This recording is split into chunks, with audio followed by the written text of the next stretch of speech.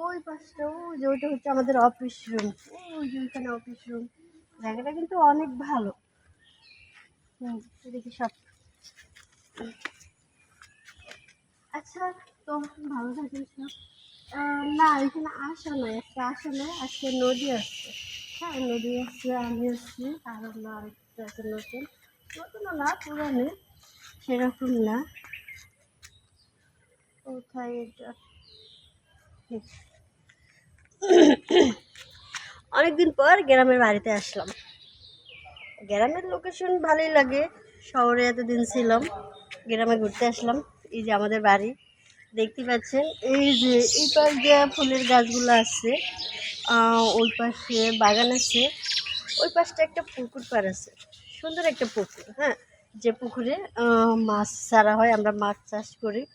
এই বড় বড় মাছ, কিন্তু এখন তো মাছ উঠানো দেখানো যাবে না, মাছ যখন ধরবো তখন দেখাবো। এরপরে দোলনা আছে, দোলনাতে বসে বসে যদি কারো মন খারাপ থাকে তাহলে দোলনাতে বসে বসে আমরা দোল খাই, ভালো লাগে। তবে হ্যাঁ, আমি যখন ছোট ছিলাম ওই দোলনাতে না অনেক দোল খাইছি।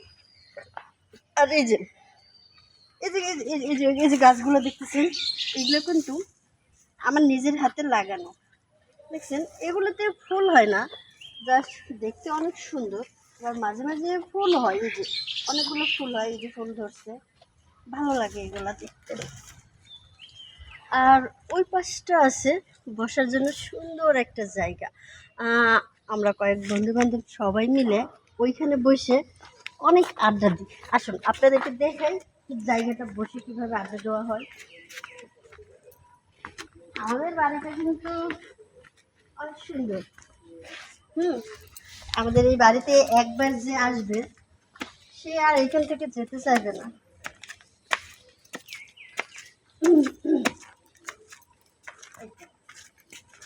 এই জায়গাটা, এই জায়গাটাতে আমরা যখন বিকেল হয়, মানে সন্ধ্যার দিকে, একটু বিকেলটা শেষ, সূর্য যখন একটু ডুবা ডুবা ভাব, ওই টাইমটা সবাই মিলে আমরা এখানে এসে বসে আড্ডা দিই। দেখি একসাথে অনেক কয়েকজন বসা যায়, অনেকগুলো চেয়ার একসাথে আছে, সবাই বসে আড্ডা দিই, গল্প করি। এরপরে তো বন্ধু বান্ধব থাকলে কি হয়। এরপরে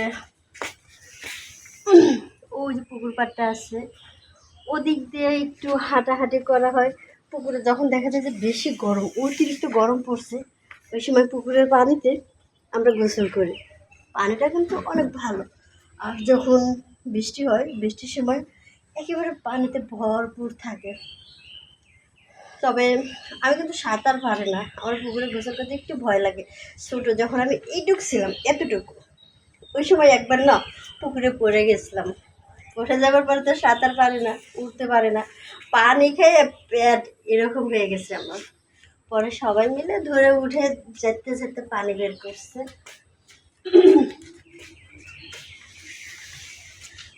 আমাদের ফ্যামিলিটা অনেক বড়। ওই যে নিচে যে রুমটা দেখতেছেন, ওইটা হচ্ছে ডাইনিং। হ্যাঁ, ওইখানে আমরা সবাই একসাথে বসে খাওয়া দাওয়া করতে পারি, একসাথে 50 জনও খাওয়া যায়।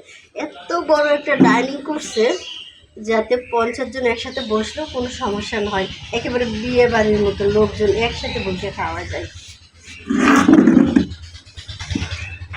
আর এই যে ছোটো ছোটো যে রুমগুলো দেখতেছে, এগুলো তেমন কোনো কাজে লাগে না, এই রুমগুলো জাস্ট এমনি করে রাখছে। আমরা কেউ এইসব রুমে থাকি না। হ্যাঁ, আমরা ওদিকে বিল্ডিং আছে, ওইসব রুমে থাকি। এইসব রুমে থাকি ওই যে আমাদের বাসার এই যে কাজের লোক যারা আছে, ওরা থাকে এইসব রুমে।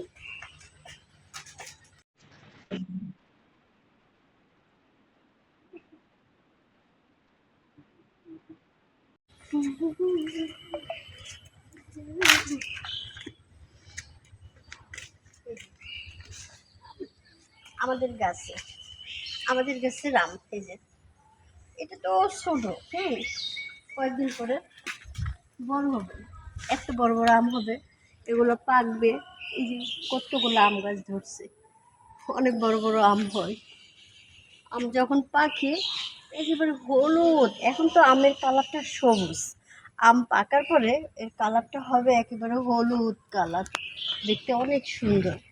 আর আম এতটা মিষ্টি, খেতে ইচ্ছে করে। যাই হোক, আমার পুরো বাড়িটা, সরি আমার না, আমার বাবার পুরো বাড়িটা আপনাদেরকে ঘুরে ঘুরে দেখালাম। আপনারা কেউ যদি এইখানে ঘুরতে আসেন অবশ্যই ঘুরে যাবেন, ভালো লাগবে।